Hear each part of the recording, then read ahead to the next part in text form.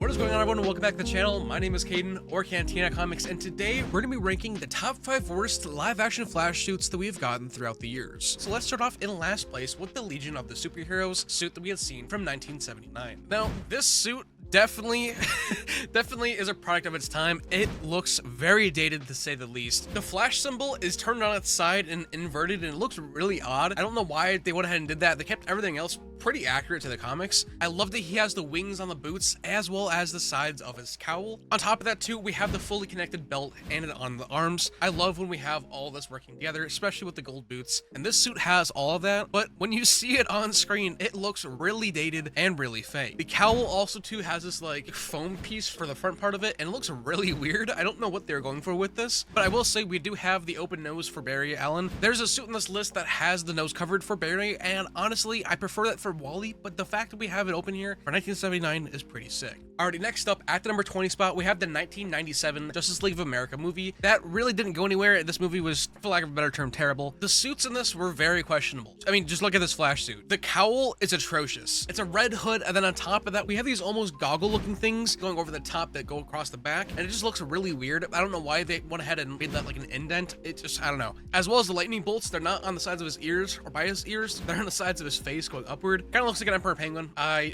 don't know what they're doing there. The Flash symbol is great. I love how big it is. It feels just like this one. But weirdly enough, we have the lightning bolts on like his wrists going across his hand. Really weird choice for that. They could have just had him on the forearms or not had him at all. I don't know. It just looks really weird. We do have the gold boots here, which is nice, but there are no wings on it. There aren't really any wings at all on the suit. I'm not even gonna count the little fins here. Those look ridiculous. I might honestly change this to the number 21 spot and replace the Legion of Superheroes one with this. I don't know. Let me know what you think in the comments down below.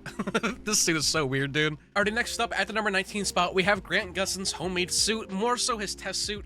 And this thing just looks super weird. We have these really weird looking running shoes as well as these knee pads. And my man is wearing a leotard.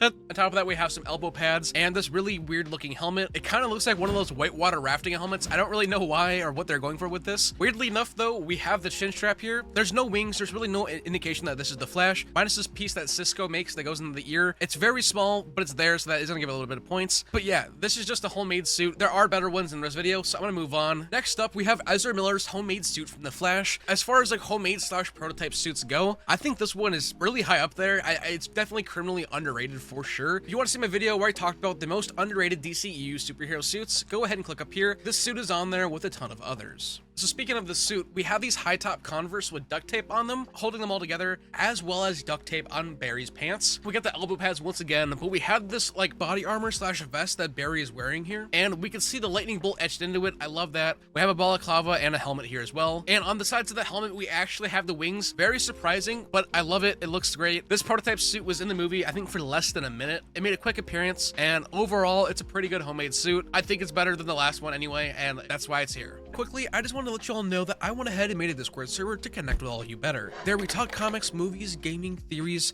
you name it, it is all there. If this at all interests you, go ahead and join the Comic Shop Discord server. Links are in the description and in the pinned comment down below. Next up, we have Grant Gustin's homemade suit from The Flash, Season 1, Episode 1. In the show, they said that this was the Star Labs Fire and Rescue uniforms. I cannot believe that at all. This is literally just a Flash suit with the logo ripped off the chest and a respirator added. You can see all the lightning lines through it as well as on the head. Like literally it feels like they went ahead and made the Season 1 Flash suit, and then we're like, shit, we need to make a homemade version of this, or like a prototype version. So they just ripped the patch off and threw on a mask. There's no way in hell you're gonna get me to believe that the Star Labs Fire and Rescue team were wearing these. They were just wearing prototype Flash suits, especially with the lightning bolts carved into the cowl. I don't know, guys. Like, it's just so stupid. I'm sorry. That explanation for it is ridiculous, especially when there are 0 Star Labs symbols or markings anywhere on the suit whatsoever to indicate that. I feel like they could have came up with anything else besides that, and it would have been 10 times better.